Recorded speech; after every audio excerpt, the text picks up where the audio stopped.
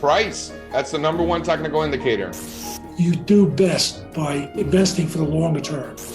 If you can't explain what the business is doing, then that is a huge red flag. Some technological change is going to put you out of business. It really is a genuinely extraordinary situation.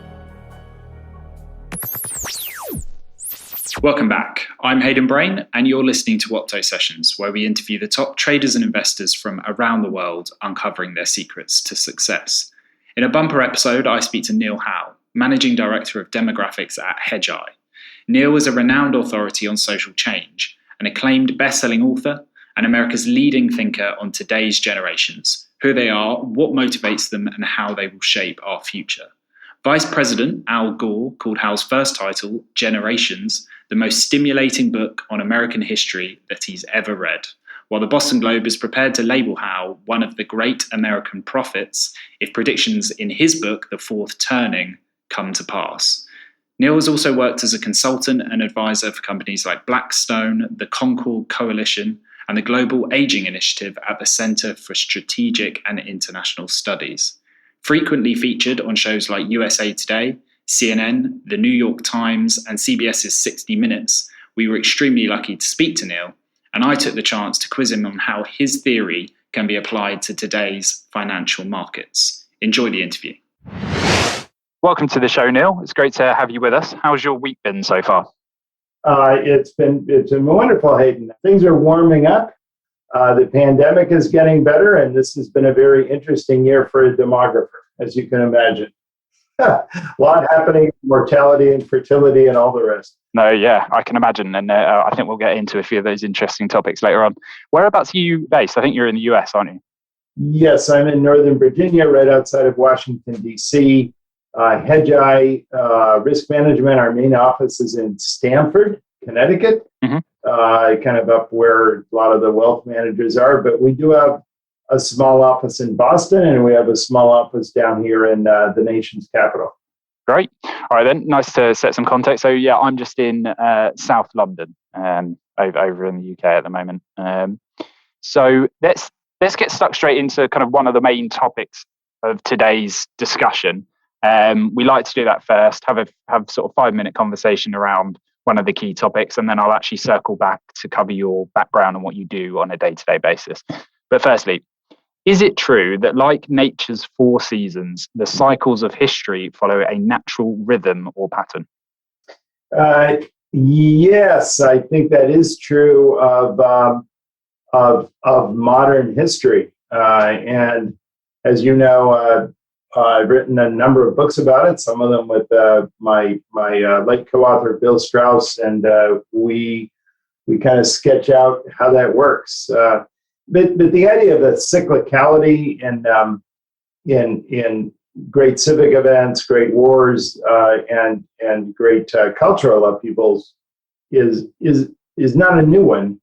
I think what we do is tie it to a mechanism that explains it, which is generational aging, and that's clearly something that we can explore. But in other words, I think that the timing of this long cycle is governed by generational aging, and that's what actually gives it a determinate rhythm rather than just being random. Yeah. Okay. And yeah, absolutely. We'll get into that, but it's nice to sort of set the context for the rest of the conversation. So let's take a step back and just dig into your background.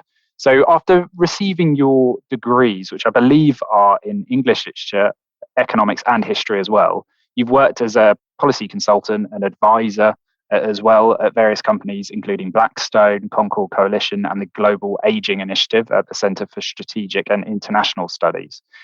So as part of all of that, you're talking very broadly on demographics. So I guess you're offering advice and consulting various companies within that very large space.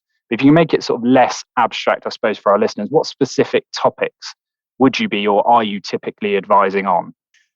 Well, historically, when I wasn't so much advising, investors, it was more policy oriented. It had to do with the the costs of an aging society. In this country, it's Social Security and Medicare, and a lot of the transfers. Of course, that's one characteristic of sort of modern welfare states, modern entitlement states, is we have this large transfer of income from working age people to older people, and of course that becomes very challenging as fertility rate goes down and we become ever older, right? So that's something we're all looking forward to. And what that does to the world. I mean, what that does actually in terms of all of these demographic changes we're seeing, not just in America, but around the world, even in emerging market and developing economies, is what kind of world are we going to look at? I did a book about 10 years ago called The Graying of the Great Powers, Demography and Geopolitics in the 21st Century, which actually looks at some of the geopolitical implications of that. And those are big issues. And we got into that. And then at the same time as I did all this little bit more, you might say, long-term structural policy analysis, I embarked on a second parallel career writing about generations and generational change and rhythms of history, right? So that's the one you picked up on at the top of the broadcast. Yeah, I think one of your earlier books was Generations. I think Al Gore said it was the most stimulating book on American history that he had ever read. So pretty high praise from a pretty high profile figure there. So let's dig into that before we move on to other books, and namely The Fourth Turning, which we definitely want to get into in due course. What is that Generations book all about? Could you summarize it for the listeners? It's basically a generational biography of America, from the time of of historical America, meaning the time of sort of old world settlers coming to the new world, right, in North America. And it's basically a series of collective biographies of each generation, starting from the Great Migration from England to New England in the 1630s. That's kind of when the story starts, along the Atlantic seaboard. And it goes forward all the way to when we're writing the book, which was the early 1990s. And what we found along the way is that even going way back into the 18th and 17th century, is that generations had a very distinct idea that they were different. That is to say, this is true of the days of John Winthrop or Increase and Richard and Cotton Mather. They all thought of themselves as living very different experiences, not just because they were older, but because they had always been different, right? So that one generation comes of age in a war, the next generation are the children during that war, and they have a very different view of what that event meant. And of course, that it shapes them differently, and they grow older thinking and feeling differently. We tend to think of this as a very modern phenomenon. We talk about boomers and Xers like we just discovered this. That's not true. This goes way back. And the other thing we found is not only these generations very different, but these differences follow each other in a certain pattern, right? In other words, certain kinds of generations always follow other kinds of generations. To give you an example, we're all familiar, probably all too familiar by now, because boomers have been dominating the pop culture for so long, right? The boomers came of age as a very idealistic generation. They wanted to teach the world to sing, and they had all these great ideals for changing morality and culture and values. And they were followed by the notorious Generation X, which has this reputation as very, cynical, pragmatic, die yuppie scum generation. We started coming of age during the 1980s. And we would fascinate people to know that contrast between ebullient idealism followed by a kind of cynical, caustic generation, right, is a pattern that goes way back. We've seen that same combination, right, of the idealists. the Puritans were followed by the Cavaliers. I mean, that goes back into the 17th century, right? And you can see the same contrast if you look at the generations that came together in the Constitutional Convention. The same contrast between an elder generation that was very sort of idealistic and celestial in how they looked at the future, and this much more localist, pragmatic, bottom line generation that was much more fearful about everything that could go wrong. So my point is that, and there are other patterns as well, right? So that's what we wrote about, and we actually subtitled the book. It was called Generations, A History of America's Future. And I think that the subtitle says something about the fact that we tried to apply these patterns to looking at where America was going. And if I might say, just to anticipate a little bit where we went in the fourth turning, which is a book we did about 6 or 7 years later, we found that these generational differences are very much aligned with the curious pattern that people have often found in looking at American history, which is that, and I think actually in the history of many modern societies around the world, but it's particularly striking in American history, and that is that in America, our huge civic moments of crisis and rebirth have all occurred at about an interval of a long human life. That is to say, all about 80 or 90 years apart. I mean, we had this pivotal moment at the end of the 17th century, which, in Europe was the War of Spanish Succession, but in America it was massive Indian wars and participation in the Glorious Revolution, which, at that time we were British colonies, right? So that was part of America as well at that time. And that was a big turning point in America. We became much more English, actually, after that point. We became part of, the empire, so to speak. And then about a lifetime later, we had the American Revolution, which I think is much more familiar to everyone, right? That was certainly a turning point for America. And then about 80, 90 years later, we had the American Civil War, which certainly was a turning point. That was the great war of national unification in the United States, you might say. We stopped saying United States are, we began to say United States is. You know what I mean? We became a single word, a singular word, I should say. And then about the same period later, we had the Great Depression and World War II, which was a big pivotal moment, not just for the United States, obviously, but for much of the world. And here we are again, Hayden.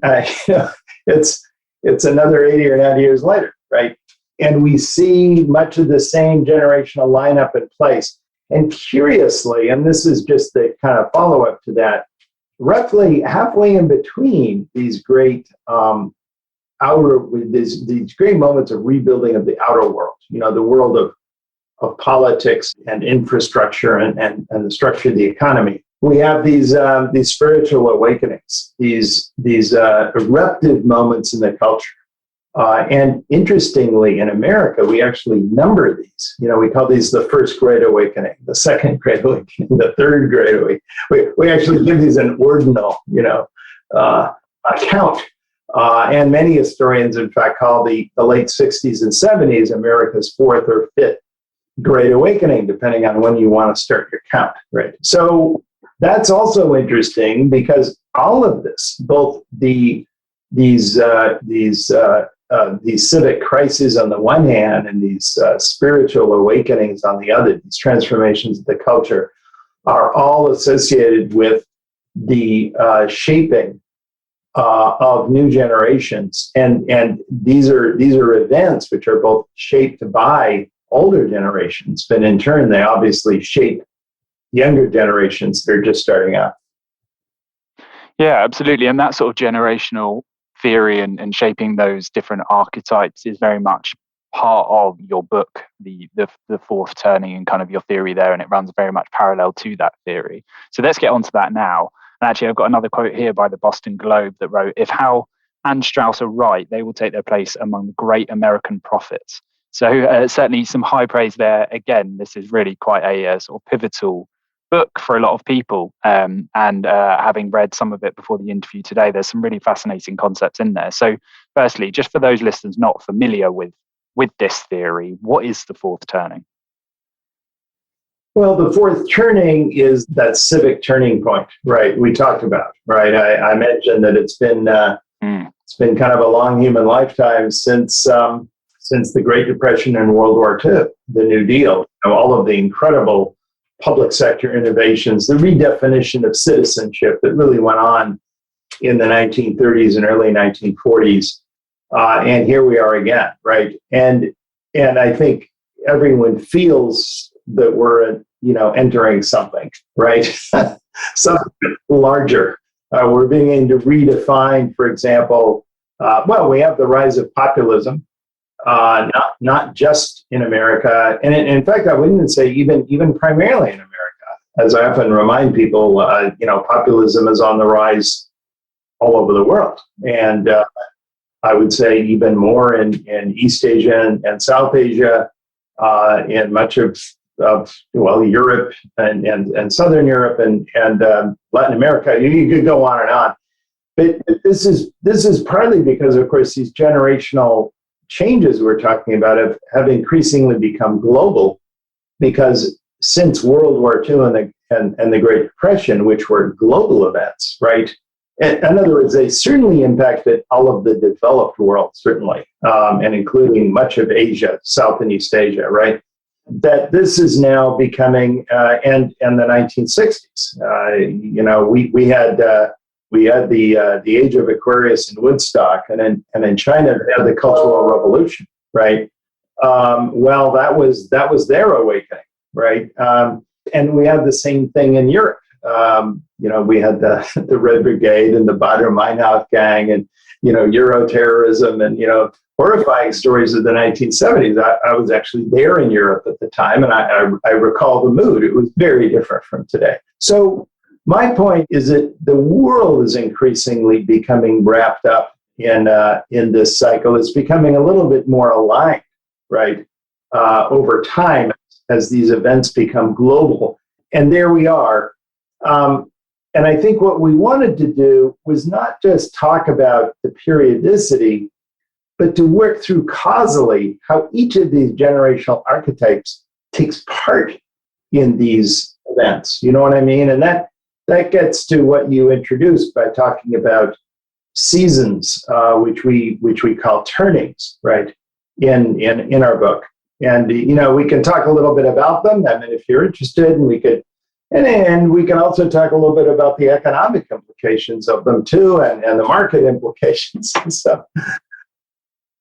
Yeah, I'm interested to get into the investment and economic implications shortly, but I'm keen to sort of get a better grip of the actual theory before then we apply it to kind of real life scenarios. So again, in my sort of very limited understanding of this theory, you can break down each turning into four sort of sub phases, I suppose. Let me kind of explain it. So the entire cycle, this period that lasts, 80 or 90 years, we call a saeculum. Yeah. And that actually comes from an Etruscan word, which was later adopted into Latin. But it basically meant literally a long human life. And it's the way they used to mark time, apparently, in Etruria. They took the youngest person, the person who was born at any time, or they took a certain year and they looked at everyone who was born, and the person who died last was the end of the era. So they actually took that. Wow. And in that year, then they looked at everyone born in that year, and then they would take the person who lived the longest. So basically, literally, it was an irregular period. It wasn't like century. It didn't come from the root meaning 100, right? It was just sort of this long human life. And we use that as a word, a term of art in our book to talk about the rough length of this cycle. And we divide it into four parts, meaning that you think about a person's life. It has, there's a period when they're a child and they're youth. Then they come of age and they become a young adult. And so each of these is about 20 to 25 years, maybe 22, 23 years. So, it's each of these eras is about 22, 23 years long. And if you think of a person aging, well, in the first period, they're a child. In the second period, they're a young adult. Third period, they're kind of in midlife. Zenith of their power is usually in politics and often in the economy. And then, of course, there's elderhood, at which they're sort of the seniors, right? The senior advisors, the people looking on and so on. So you think about this, and we divide history up that way. So we divide the saeculum up that way. And in each turning, a new generation is being born, a new generation is coming of age, right? All generations is sort of moving up one notch. You understand how that works? So, for example, if you look at our most recent saeculum since the end of World War II, consider that sort of an endpoint, say 1946. And then look at the era, the American high, which would be, this was the term which is typically applied to the presidencies of Truman, Eisenhower, John Kennedy, right kind of up to the mid-60s. So that period was one in which, well, who was being born? Well, boomers were being born, right? We know that. That's when boomers came along, right? They were just after World War II. Well, who was coming of age? Well, that was the silent generation. Those were Americans who remember World War II and the Great Depression as children. They didn't participate in it, right? They were just the kids who were kept carefully, hidden and protected, right? This was Shirley Temple. This is the Little Rascals, right? Now, we no longer have any major leaders in Washington belonging to the silent generation, except for a few very prominent ones. Joe Biden, born 1942. He remembers World War II as a kid. Mitch McConnell, born in 1942. Bernie Sanders, born in we have a bunch of them born right at the end of that generation, right? And Pelosi, the head of the House. So you have these people who are of the silent generation, born late 1930s, early 40s. Okay, so that's what we have left of them. Very different persona, right? We all know that about the silent generation. They were protected as kids. They were very risk-averse coming of age. Their first questions on job interviews back in the around 1950 were about pension plans. They were very well behaved as teenagers. No one really paid much attention to them because everyone was talking about the generation just older than them that had done all these big heroic things, right? Gone to war, conquered the world, and they became very much process oriented. They became, again, not only risk averse, but also very much oriented toward improving things, making them better, but not making any big waves, right? So we often have that association. The generation older than them, of course, was what we call in America, America's greatest generation. We call them the name GI generation, which is a term, obviously, for those who enlist, who serve in the Army, but it originally meant general issue or government issue generation. So that's what they were given, with stencils on their backpacks, right? And in a way, this was a very government issue generation in every respect, even in their politics. This was a hugely democratic generation in terms of their party affiliation, right? They all came of age voting for the New Deal and FDR, and all this galvanizing leader that would approve of the young union movement, particularly the CIO, and get the economy moving again, and equalize incomes, and get rid of all the old, all the old stand patters, all the older individualists who are standing in the way. They were very much a community-oriented generation in every respect, and they hugely enlarged and empowered the middle class. And in fact, this generation, by the time they started retiring, in the late 1960s, early 1970s, when they were all retiring, they were all union. Yeah. The biggest union generation in American history, and they all, retired from their unions, and they all joined AARP. That's kind of where they were. And they, by the way, they knew they were entitled to their benefits, right? Unlike older generations, they knew they were entitled.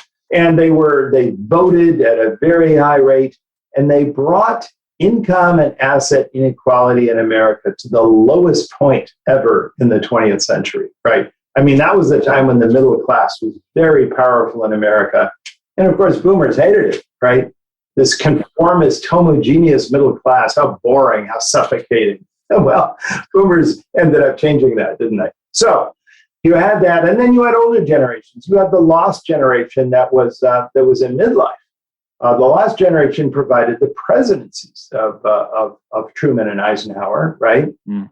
And they went through World War I, right? I mean, they were born in the 1880s, late 1880s and 1890s, and they were a devil-may-care generation. They were certainly a wasted generation during the 1920s. They put the roar in the 1920s as young people, right? And they were enormously unprotected during the Great Depression. A lot of them were completely wiped out. And they were sort of the poor and impoverished old people of the late 50s and early 60s, whom I remember as a kid. These are the people that didn't want Social Security. They wanted their independence. They didn't want a government handout, and so on. And then FDR would have been the older generation that represented the post-Civil War generation, and this would have been FDR, Franklin Delano Roosevelt, Henry Stimson, Albert Einstein. I mean, you think about many of the visionaries of that group. They were what we call great champions. They were the prophet archetype now in old age, right? So they were the ones who spearheaded the Third Great Awakening, the huge modernist revolt of around the turn of the century. And this is a pattern.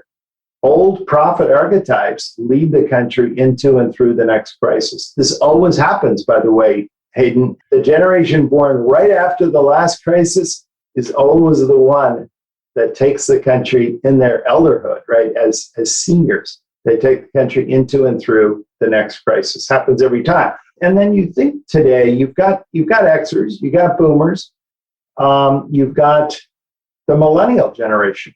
And, there's a whole story there. Yeah, I think let's get into millennials in a second, because as you say, that their kind of influence and impacts on society in general is kind of coming of age and happening kind of as we speak. And that's kind of a live conversation, as it were. But just before we do move on to that, so if we're focusing in on the fourth turning, the turn that we're in currently now, I just want to get a sense of kind of when that started. Was the catalyst for that 2008, the financial crisis? Like when did that kick off? Well, that's a good question. We don't actually know yet. I would say if I had to wager a bet, I would say yes. I would say 2008, okay. 2009, which is a big turning point in attitudes toward income equality, globalization, populism. We had the Tea Party movement coming along soon after that, and a huge kind of ramping up and sort of partisanship, or I should say polarization in American politics.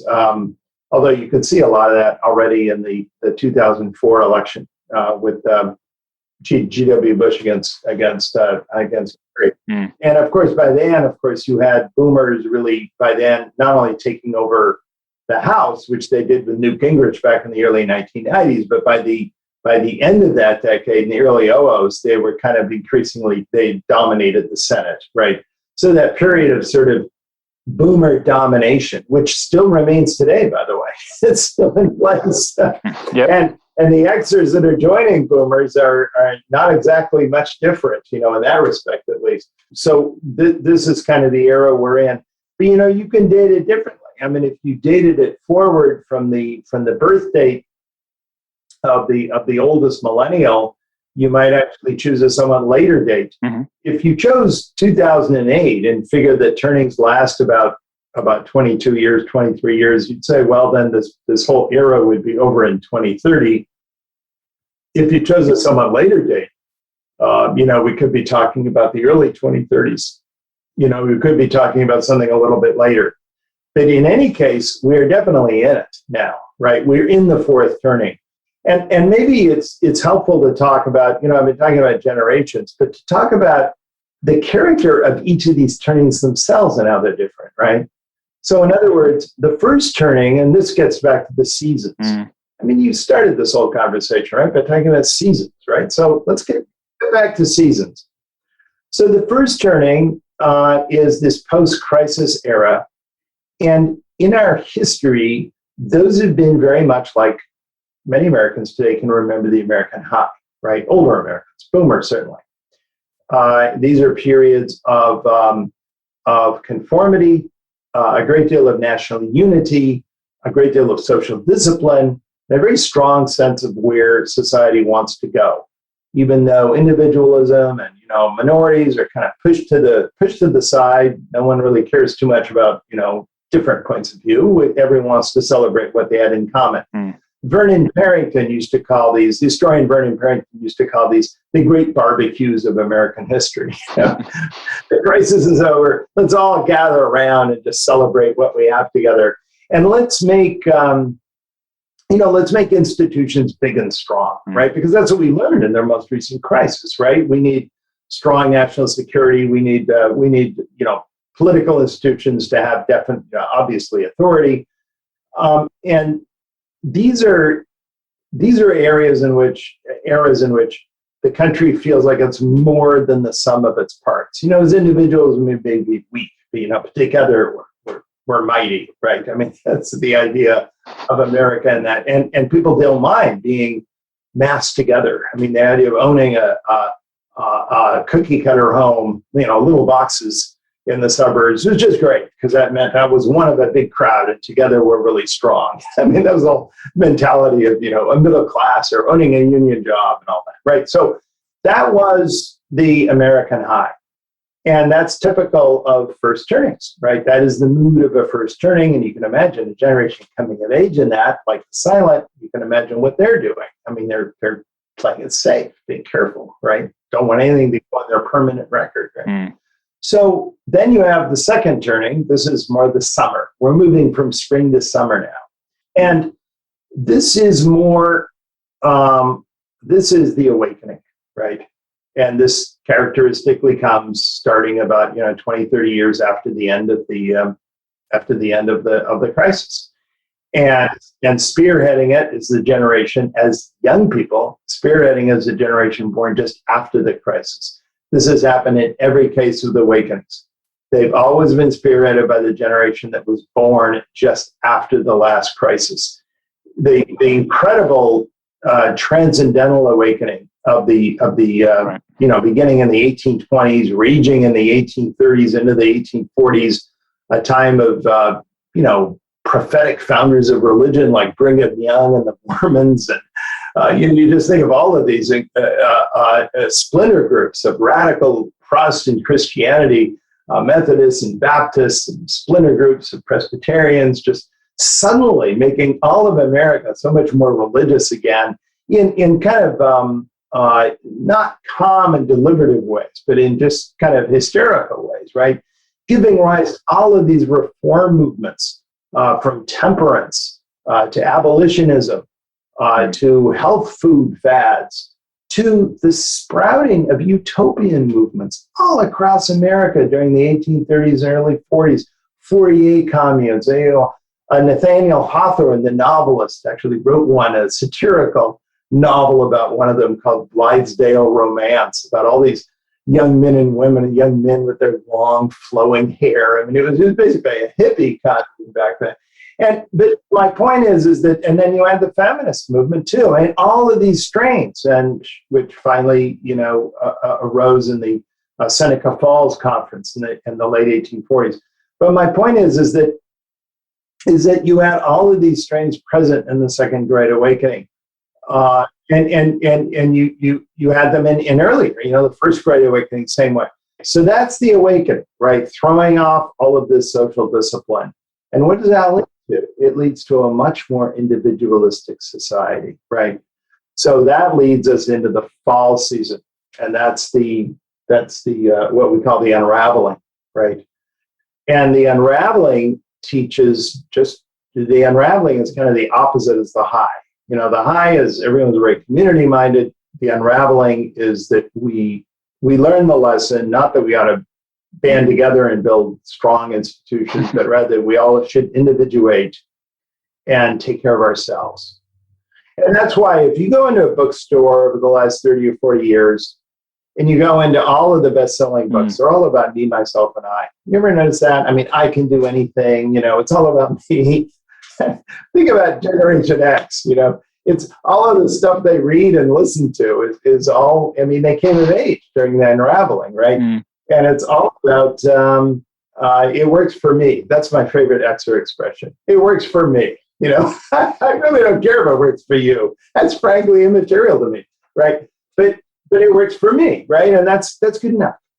So this is why we call Xers a nomad archetype, right? Profoundly individualistic, libertarian, really, in many ways, in their underlying sympathies. They don't trust big institutions at all. Yeah. They've been very late to participate in national politics.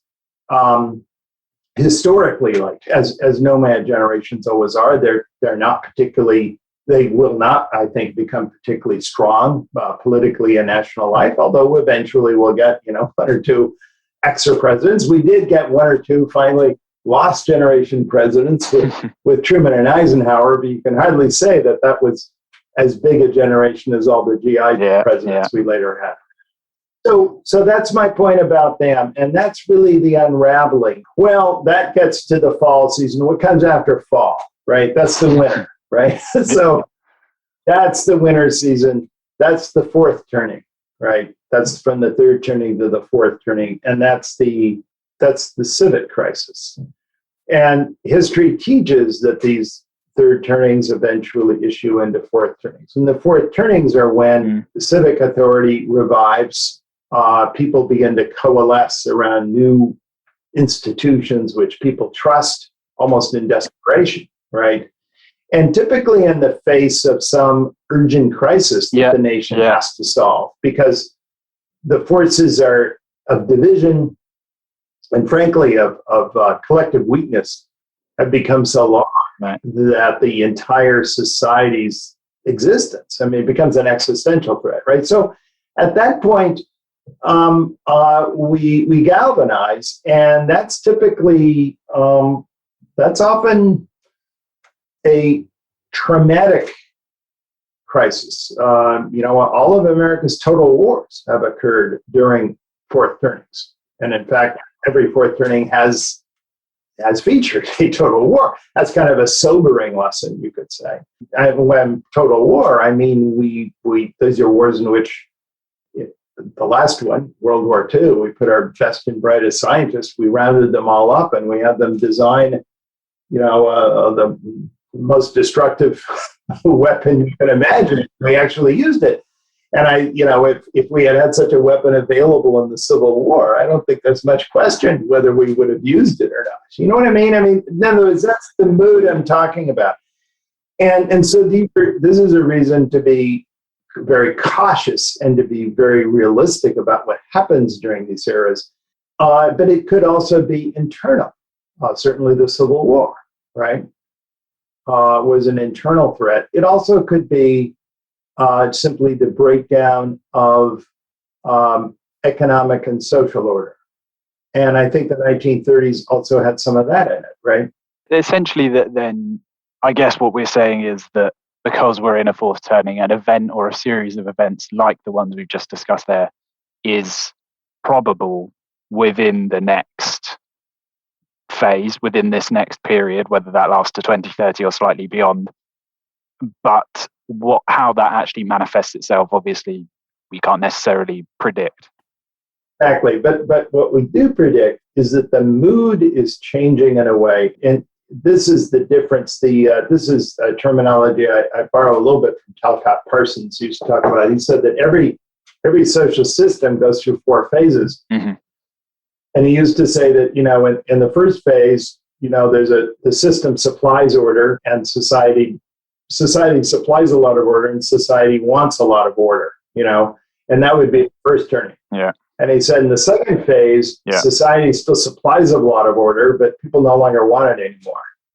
So that's the second turning. That's the awakening, right? So suddenly, the establishment is still acting like the establishment, but People don't want that anymore. And in the third turning, the establishment isn't supplying much order, and people don't want it either. So that's kind of okay, right? And that's sort of, morning in America with Reagan or the 1990s, right? So suddenly we no longer have a very, we cut taxes, we cut regulation, and no one really cares too much about what kind of music you listen to. Basically, live whatever life you want, and we're okay with that, right? And so, but then he said, then comes the next phase, logically, right? Which is that you enter another area when suddenly society isn't supplying order anymore, but people want it. That's the crisis. You see what I mean? Yeah. Look at the generation coming of age, right? Just as boomers epitomized what the awakening was about, millennials today. Millennials, I said, want order, and they're not getting it. They're famously risk averse. They're not doing anything risky. I mean, they're not committing crime. They're not having sex. They're not moving. Mobility has gone down among young people to a record low. They're not starting their new businesses. They're not even moving out of their homes. And this is something we've been tracking now for about 15 years. We have a higher share of Americans under age 35 living at home since 1940, for the GI generation at the end of the Great Depression.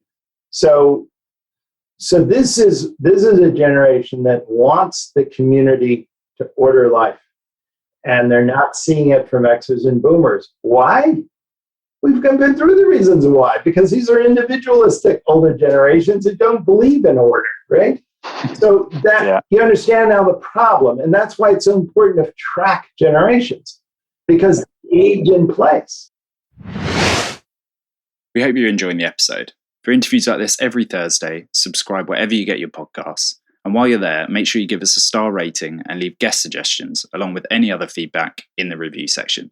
Now, back to the show. So if we focus on millennials then, because I think there's such an interesting generation, I'm probably being quite sort of self-obsessed by saying that, given that I am one. But I think particularly within the context that we've or that you've so eloquently described so far, I think they're a really interesting generation to look at. And from an investment or financial perspective as well, I mean, we talk about things like the great wealth transfer mooted to be underway right now. I mean, what do you expect that transfer, or what impact do you expect that transfer to have on financial markets? Do you think this is going to be a seismic moment that I think most predict it to be, or are you slightly sort of pessimistic about the impact of that transfer? I actually don't think it's going to have much of an impact, and I'll tell you why. This is something I used to study, and if you look at the sort of the Gini coefficient, or sort of the inequality of various kind of indicators across the population, you go from more and more unequal, right? So if you look at consumption, well, obviously consumption's unequal, but even poor people have to eat, and very rich people, they're going to save a lot of their income, right? So they're not going to consume as much. But if you go from consumption to income, it gets a lot more unequal, right? And if you go from income to wealth, it gets even more unequal, radically more unequal, right? But if you go from wealth to bequests, wow, the inequality there is off the charts. Okay, I'm just telling you. So here's the problem with bequests, is that there's a huge, huge gap between the median bequest and the mean bequest. Right. So for example, if you're talking about what are millennials going to get from their, boomer and Xer parents when they pass away, and, God knows, I mean, that's going to be obviously drawn out over many decades, right? That process. Yeah. But if you look at the mean bequest, it's going to be over $1 million. Well, that sounds good. Yeah. If you look at the median bequest, it's maybe about $35,000. Wow. Wow. What's $35,000, going to do to change your life? Not much. It's about enough to kind of settle the affairs of your parents, maybe move out the remaining furniture, and that's kind of it, right? So my point is that you have the very wealthy, and that it's a small part of the population, and most of that wealth is going to move from Muffy and Duffy Senior to Muffy and Duffy Junior, and you know what I mean. I mean that's kind of where it's going. So I don't think that really is going to transfer. That's not going to really change much of the generation. Yeah, it's interesting. I mean, working for a financial company myself, there is a lot of kind of talk and expectation around what this transfer might mean. So to kind of put it in real terms and compare the meat. Well, I often work with family offices, and I totally understand what you mean. And every head of a family office, their most traumatic moment is, of course, when the last surviving member of the older generation passes away, and it goes down a generation, right? Yeah. Because it's like, oh my God, they're not going to want me anymore. Exactly. All of this wiped out. So it's a little bit like the king dying. Long live the king. And my God, who is it going to be? So it's almost like a problem of dynastic succession. So you see millennials now starting to seriously save for retirement much earlier than boomers and Xers did. And I think that this, along with all the other kind of risk-averse aspects to millennials, signals a very different attitude of this younger generation toward saving.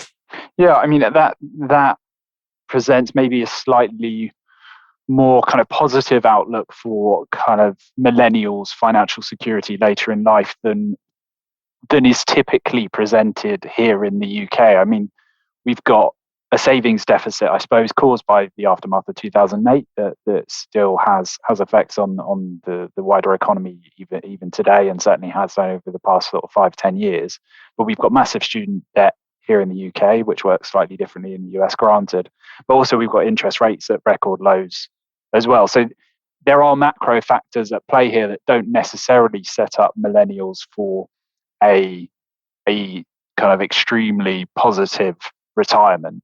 Yeah, interestingly, low rates, particularly low real rates, actually can cause people to save even more if you're target saving, right? And that's kind of the paradox, right?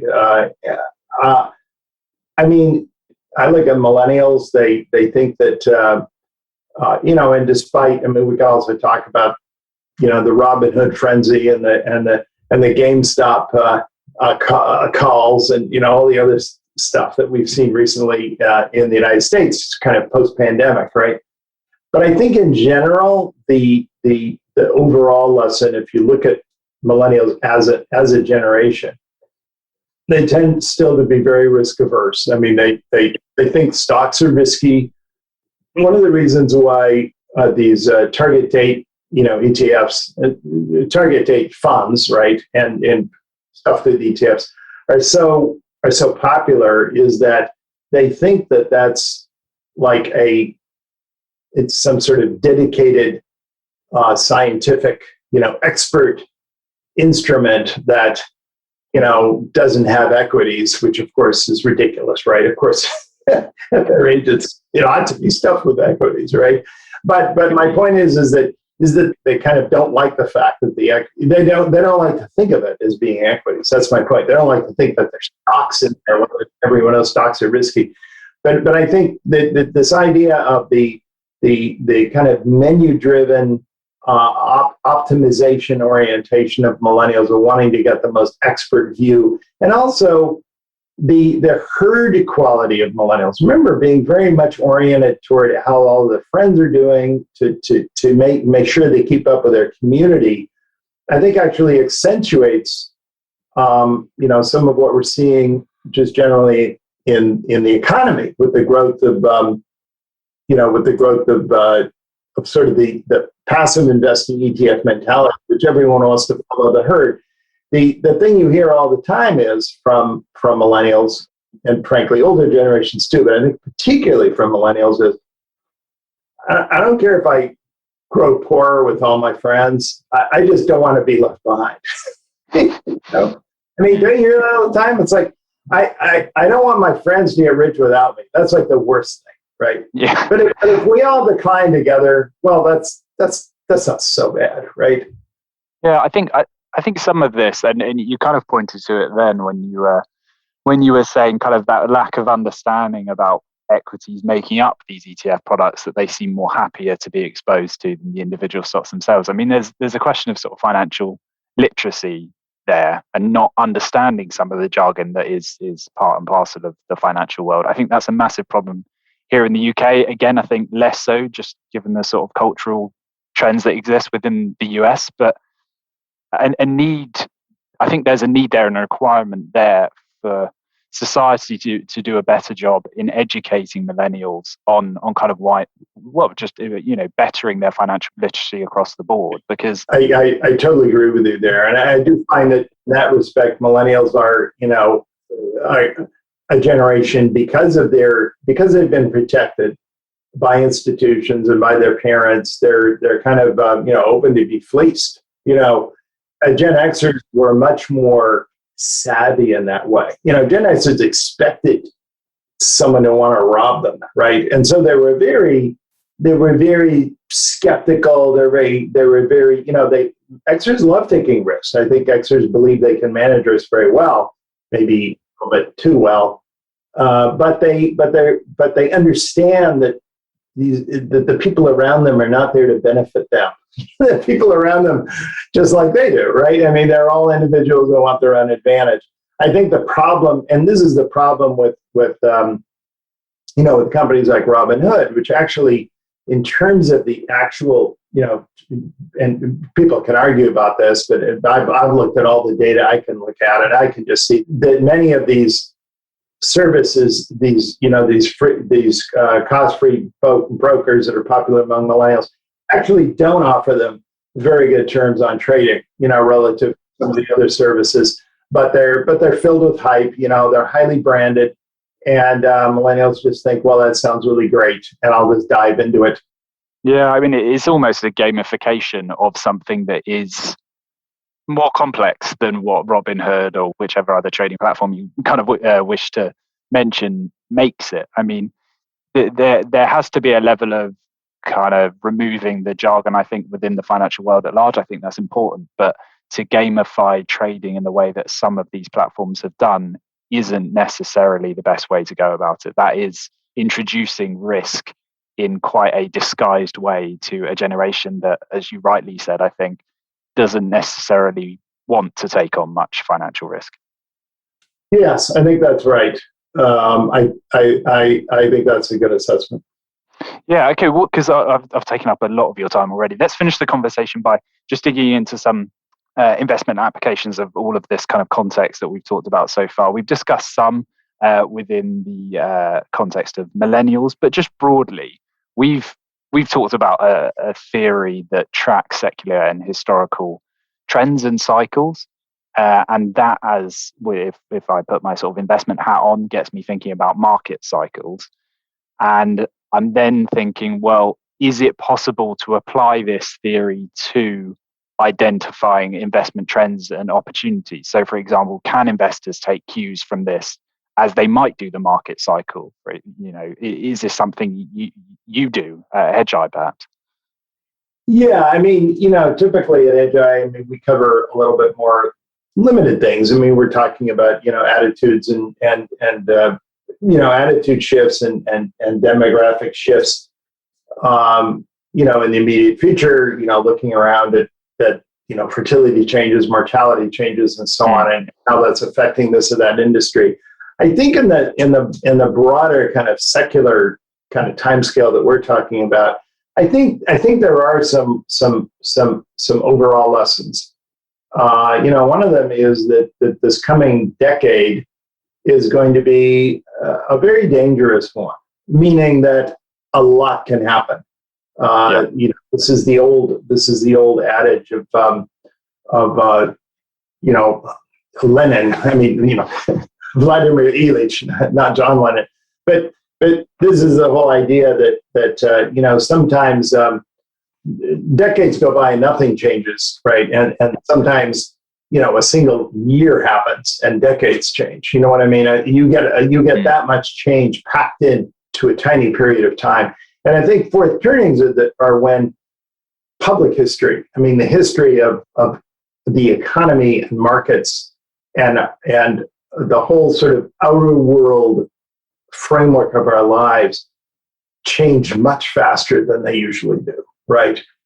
And I think that means that this is a period when many things could become suddenly unrecognizable. And I think we already see some of that, not just with the rise of populism around the world, but also with just what we've seen, even the response to the pandemic, when we've seen, fiscal and monetary stimulus applied on a scale that I don't think anyone's ever witnessed before, right? We had an entire year when practically everyone was on the dole.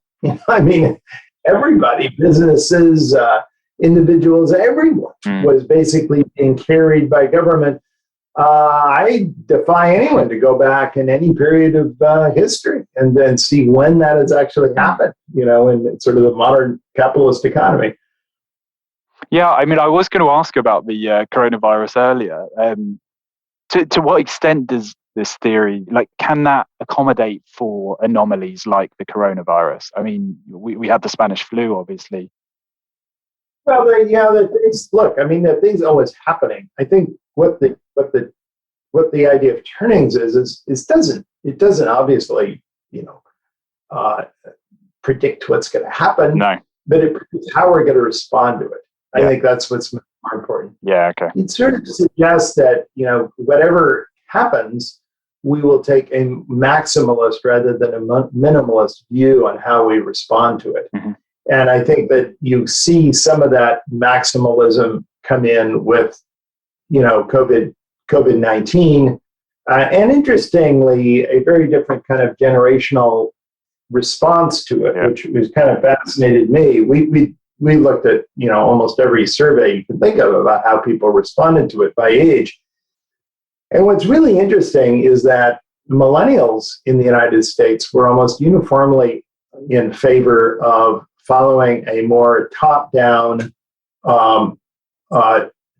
directed strategy of, strict, lockdowns and, following the scientists and, testing and tracing, really doing like the complete, government job, right? And whereas it was older generations who said, no, we can't, this is the scandemic and this is just government trying to control us, let us be it's not so bad. We can just kind of go our own way and we don't need any of that kind of totalitarian stuff, right? It just fascinated me because, you think about that and people didn't really comment at the time, but how inverted that is from the usual age bracketed response, right?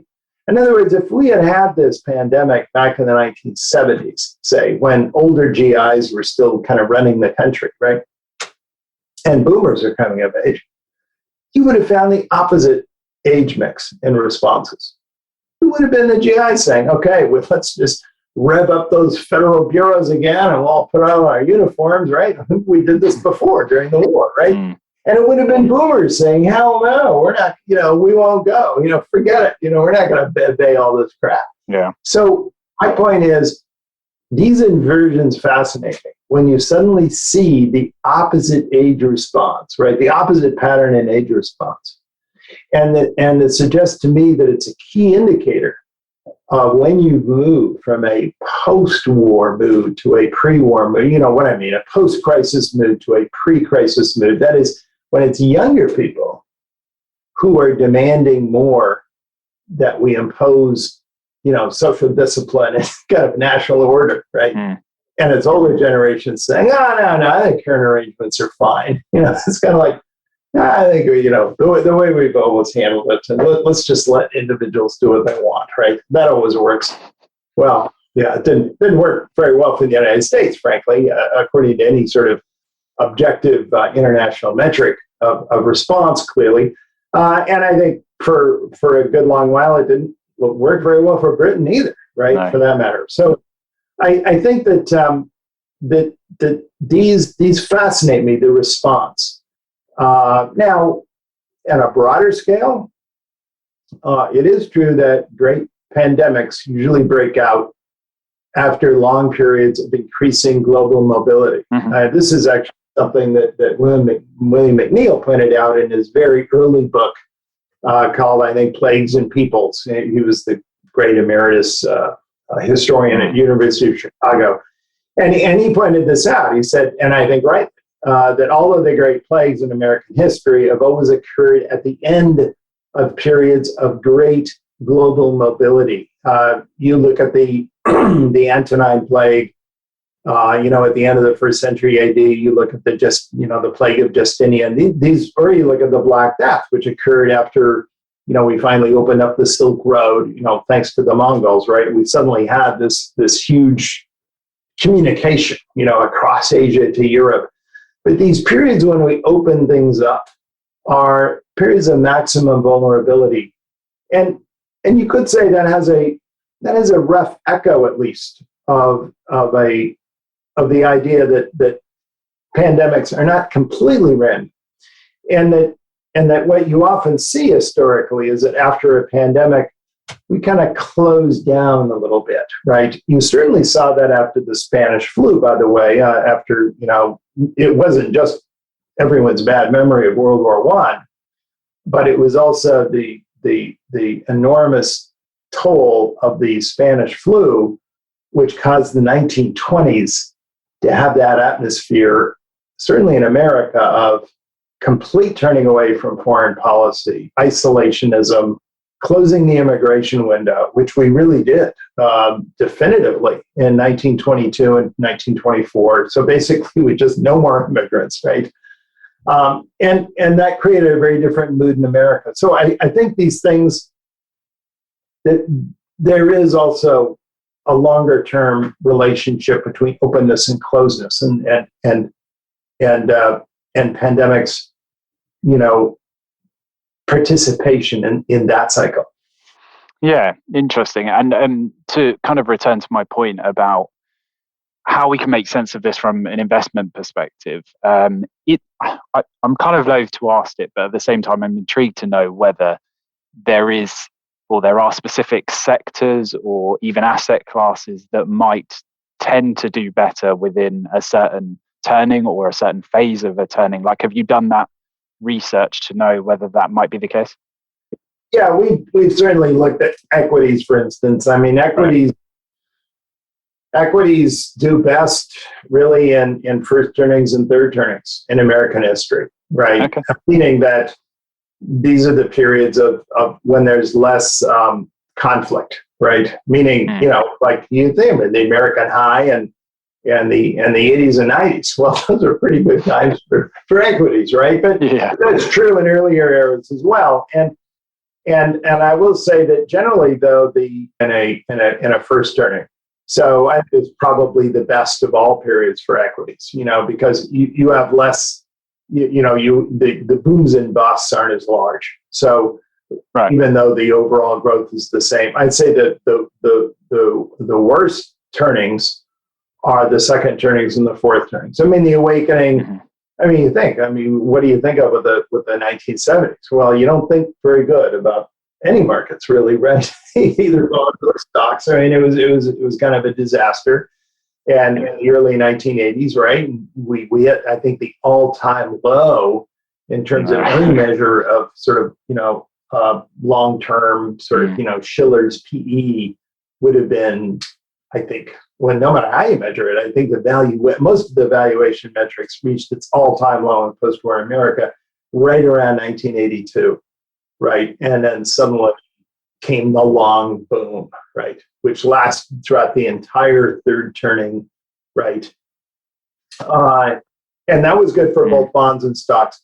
Now, the worst turnings of all, and certainly the most turbulent, are the fourth turnings, and that's what we're in right now. And it's turning out to be a time of tremendous turbulence. I would say, a little bit more tactically, the thing I'm most concerned about now is accelerating inflation expectations. There's no question about that, and so I started recommending to people just informally. I mean, I'm demography sector, so I don't do that kind of stuff for a living. But I know on my podcast, I told people starting about 2 months ago, I said, short TLT, which is our ETF here for long-term fixed bonds, fixed rate bonds, nominal bonds, which are 20 years and out, right? And that was a pretty